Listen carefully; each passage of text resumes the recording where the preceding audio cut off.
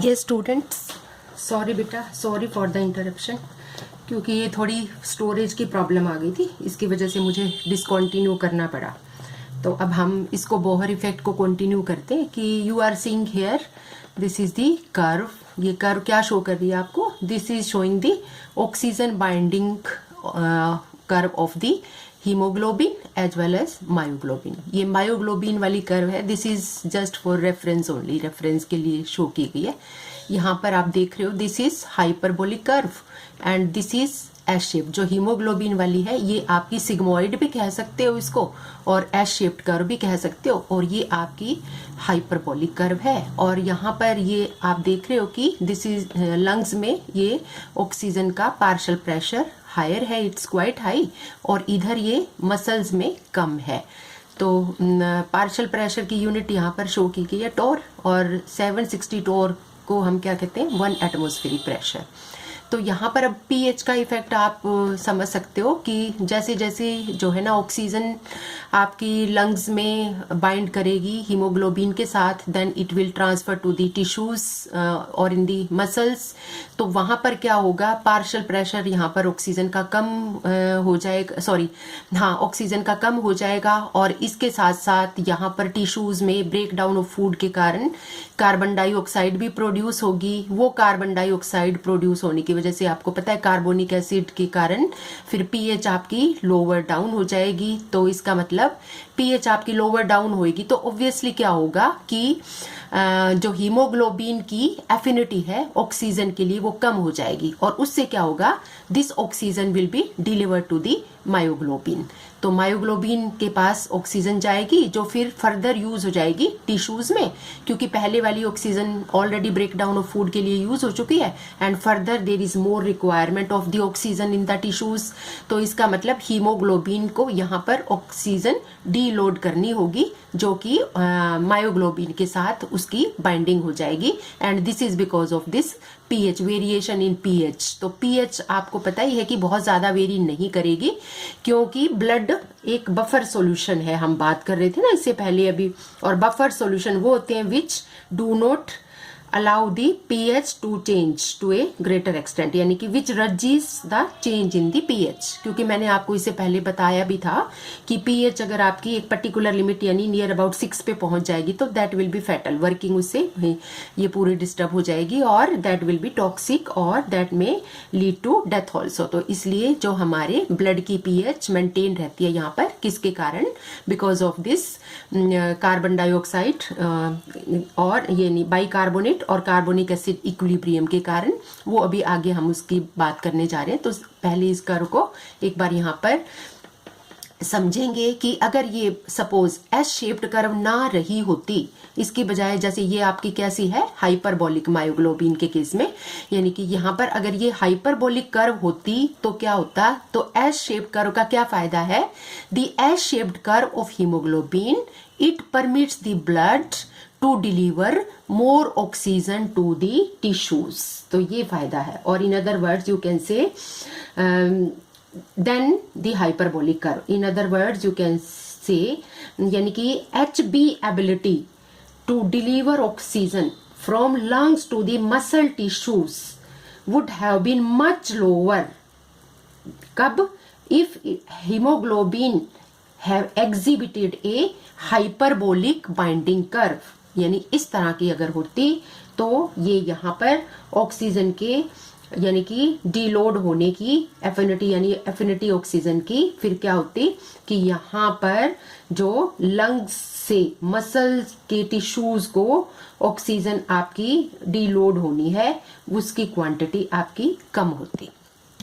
तो अब इसकी थोड़ा सा ये देख लेते हैं कि above figure this shows that both of the haemoglobin and myoglobin they have this similar binding affinity for oxygen at high pressure, but hemoglobin shows much poor oxygen binding capacity at lower pressure of oxygen, जो यहाँ पर which is prevailing in the muscles।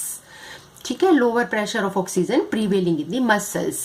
इससे क्या होगा फिर? with the result that hemoglobin passes on its oxygen to myoglobin, क्योंकि उसकी यहाँ पर एफिनिटी कम हो जाएगी तो वो लोअर प्रेशर पे मायोग्लोबिन को शिफ्ट कर देगा अपनी ऑक्सीजन, क्योंकि यहाँ पर रिक्वायरमेंट भी ज्यादा है, because the requirement of oxygen is greater in the tissues.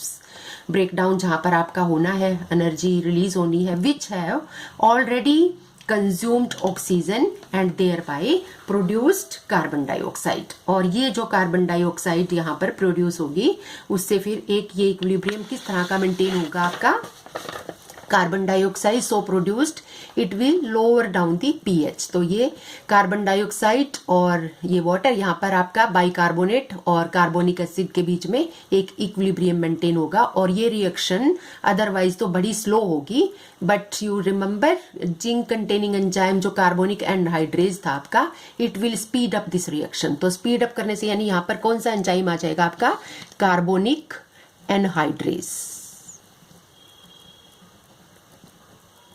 तो इसकी वजह से क्या होगा, जो रिएक्शन है वो फास्ट हो जाएगी, और रिएक्शन फास्ट हो जाएगी तो जो भी यहाँ पर अदरवाइज फास्ट नहीं होगी तो फिर कार्बन डाइऑक्साइड यहाँ पे ब्लड में एक्यूमुलेट होती जाएगी और उससे वो पीएच को कम करेगी, और उससे फिर हीमोग्लोबिन की फंक्शनिंग भी ऑब्वियसली डिस्टर्ब होगी। तो इसलिए जो भी यहाँ पर स्पीड अप होने की वजह से जो भी कार्बन डाइऑक्साइड यहाँ पर ब्लड में जनरेट होगी, that will be carried in form of this bicarbonate ion back to the hemoglobin and ultimately to lungs, and that will be exhaled out in the lungs in form of this carbon dioxide। ये वाली जो है ये reversible reaction आप देख रहे हो यहाँ पर। अब नेक्स्ट हम बात करते हैं कि ये जो आपका ऑक्सी हीमोग्लोबिन और ऑक्सीजनेटेड मायोग्लोबिन जो बनता है, तो इसमें ऑक्सीजन मॉलिक्यूल आपका कैसे बाइंड करता है आयरन के साथ। तो इसके लिए हमारे पास 3 पॉसिबल वेज है।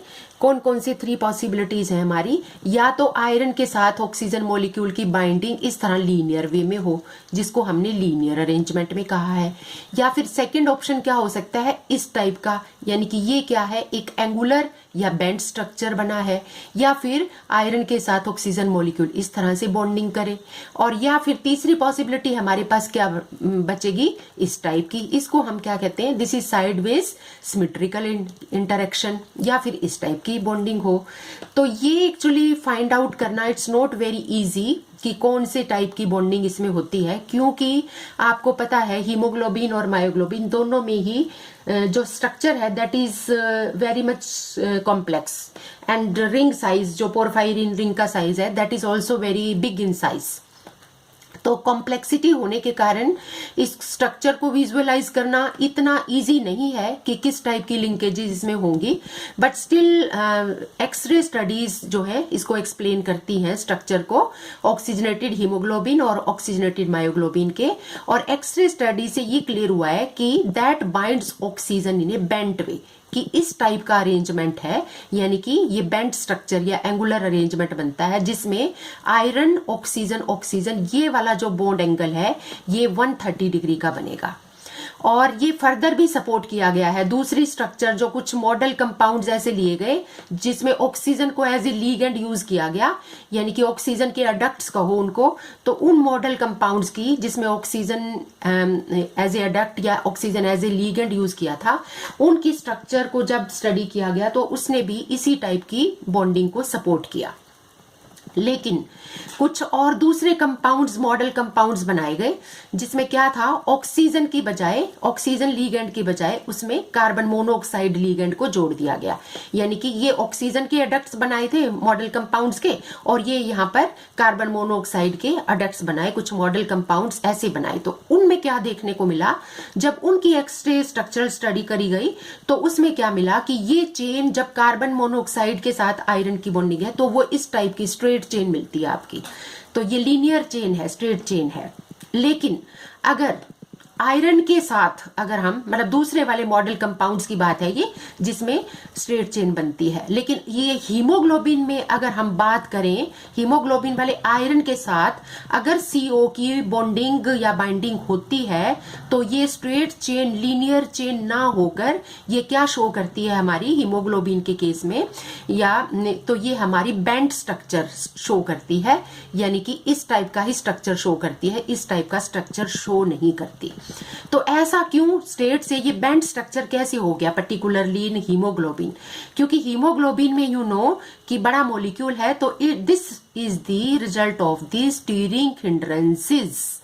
स्टीरिक फैक्टर की वजह से ऐसा हो गया, क्योंकि यहां पर क्या होता है, जो ऑक्सीजन बाइंडिंग की जो साइट अवेलेबल है हीमोग्लोबिन में, उसकी शेप ऐसी है that is so shaped that it can accommodate A bent chain only, कि जो बीच में कैविटी बनती है उसमें जहां पर ऑक्सीजन बाइंड होनी है, तो उसकी शेप ऐसी है कि वो सिर्फ बेंट चेन को ही अपने अंदर बाइंड करने के लिए अलाउ कर सकती है। तो अगर CO मॉलिक्यूल भी आकर अटैच होता है तो वो स्ट्रेट होना उसके लिए फेवरेबल था, लेकिन वो स्ट्रेट चेन में वहां पर आकर फिट नहीं होगा, बल्कि क्या होगा, consequently it will interact in a bent way. तो बेंट वे में जब वो होगा, क्योंकि और कोई दूसरे उसके पास चॉइस नहीं है, क्योंकि उस स्टीरिक फैक्टर की वजह से वहां पर साइज ही ऐसा है, उसकी शेप ही ऐसी है कि उसमें सिर्फ और सिर्फ बेंट चेन को ही आप एडजस्ट कर सकते हो, फिट कर सकते हो। तो इसका मतलब CO के पास बेंट चेन के सिवाय और दूसरी कोई चॉइस नहीं है। तो ये बेंट चेन क्या है CO की बॉन्ड फॉर्मेशन के लिए, आपको पता है ये दिस इज अनफेवरेबल। तो CO की बाइंडिंग अनफेवरेबल होगी, या इससे क्या होगा फिर, you can say FeCO bond formation in haem is not highly favoured. This bond formation is not highly favoured. तो उससे क्या होगा, in other words you can say this steric factor it constitute a partial natural defense against the shutdown of function of hemoglobin completely by carbon monoxide। यानी कि अपने आप ही nature का ही एक ऐसा डिफेंस मैकेनिज्म बन गया है जिससे ये आपकी कार्बन मोनोऑक्साइड हेम वाले आयरन के साथ बाइंड नहीं कर पाती। अगर ये बाइंड कर पाती तो पूरी तरह से उसका फंक्शन जो ऑक्सीजन कैरी करने वाला था वो पूरी तरह से आपका शट डाउन हो जाता। और आपको पता ही है कि carbon monoxide this is the poisonous gas, वो शट डाउन होने की वजह से it will have been very much fatal. और अगर आपको ध्यान हो, एक क्वेश्चन भी हमने पहले किया था कि क्या था क्वेश्चन हमारा, कि oxygen molecule behave as a pi acceptor ligand during interaction with the iron 2 in haemoglobin और myoglobin. Can other pi acceptor ligand like CONO etcetera bind? Yes definitely, क्योंकि उनकी भी पाई एक्सेप्टर कैपेसिटी काफी अच्छी है, ग्रेटर है ऑक्सीजन की तरह से, तो वो भी बाइंड अप कर जाते, लेकिन नहीं कर पाते because but this toxic effect of CO is limited by, क्यों, अब यहां पर आपको अच्छे से समझ में आएगा इसका answer, the steric effect of the protein chain which prevents appropriate geometry to bind the CO। ठीक है, यानी कि to the binding of CO, यानी कि CO की बाइंडिंग के लिए ज्योमेट्री अप्रोप्रिएट नहीं बनती, क्योंकि CO की बाइंडिंग तभी होगी जब चेन स्ट्रेट या लीनियर होगी आपकी, और जो ज्योमेट्री बनती है उसमें इतना ही साइज अवेलेबल है कि चेन सीधी की सीधी उसमें एडजस्ट नहीं कर सकती, चेन को उसमें एडजस्ट करने के लिए ऐसे बेंट होना पड़ेगा, और बेंट होने के बाद CO की बाइंडिंग जो है अनफेवरेबल हो जाएगी। तो इस तरह से CO की कार्बन मोनोऑक्साइड की टॉक्सिसिटी को या आयरन के साथ उसकी बाइंडिंग को इस तरह से प्रिवेंट किया जा सकता है because of this steric effect of this protein chain. Now I think this question is more clear to you. This was all about the Bohr effect.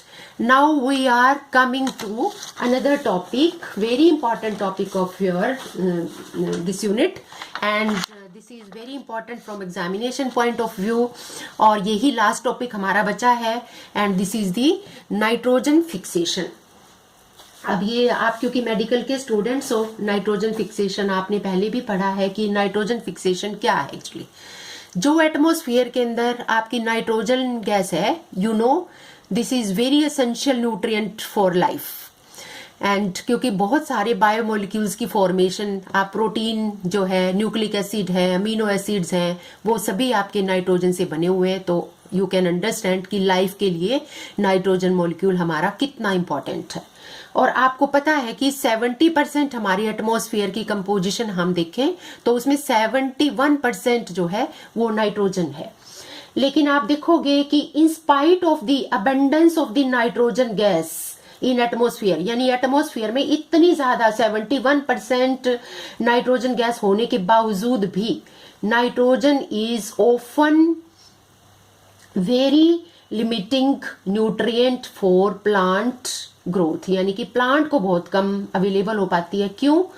Because most of the plants they take this nitrogen in two forms, यानी कि directly nitrogen को absorb नहीं कर सकते, बल्कि वो किस form में एब्जॉर्ब करते हैं, या तो अमोनियम आयन की फॉर्म में या नाइट्रेट आयन की फॉर्म में। तो उनके लिए तो ये एटमॉस्फेयर की नाइट्रोजन तभी यूजफुल हो सकती है जब ये या तो इस आयन में कन्वर्ट हो या इस आयन में कन्वर्ट हो। और इसी आयन में कन्वर्शन को ही हम क्या कहते हैं, एक तरह से फिक्सेशन कहते हैं। So the nitrogen gas is converted to ammonia and subsequently to दूसरे बायोलॉजिकल कंपाउंड्स में ये कन्वर्ट हो जाएगी। तो नाइट्रोजन फिक्सेशन अब क्या चीज हुई, ये क्या है? The conversion of the atmospheric nitrogen into useful nitrogenous compounds by दो तरह से, नेचुरल और artificial method is called fixation of nitrogen. तो ये दो तरह से फिक्सअप हो सकती है आपकी। And the nitrogen present in this nitrogenous compound is called fixed nitrogen और you can say combined nitrogen. ठीक है, तो फिक्सेशन ऑफ नाइट्रोजन आपकी दो टाइप से हो सकती है। आपकी बायोलॉजिकल फिक्सेशन भी हो सकती है या आपकी ए बायोलॉजिकल फिक्सेशन भी नाइट्रोजन की हो सकती है। बायोलॉजिकल फिक्सेशन मतलब नेचुरल मेथड से, कुछ पर्टिकुलर एंजाइम्स की वजह से या कुछ पर्टिकुलर बैक्टीरियाज की वजह से। और ए बायोलॉजिकल फिक्सेशन मतलब जैसे हम आर्टिफिशियल मेथड से, हेबर प्रोसेस जैसे आपने पढ़ा था, उन प्रोसेसेस की वजह से हम इसको कर सकते हैं। तो this was all about the definition of nitrogen fixation। और कल हम दोनों मेथड्स को, बायोलॉजिकल और ए बायोलॉजिकल फिक्सेशन, इसके दोनों मेथड्स को डिटेल में पढ़ेंगे। And this was all about today's lecture. और अब ये कल आपकी यूनिट कंप्लीट हो जाएगी। इससे पहले वाली यूनिट भी शायद आपने रिवाइज कर ली होगी, ऑर्गेनोमेटेलिक कंपाउंड्स वाली, और इसको भी साथ साथ रिवाइज करना शुरू करो। कल ये लास्ट टॉपिक होगा हमारा, और फिर उसके बाद आपके नेक्स्ट दो जो चैप्टर्स हैं वो शुरू करेंगी, आपके साथ कंटिन्यू करेंगी Suman madam. This was all about today's lecture. Thank you so much बेटा।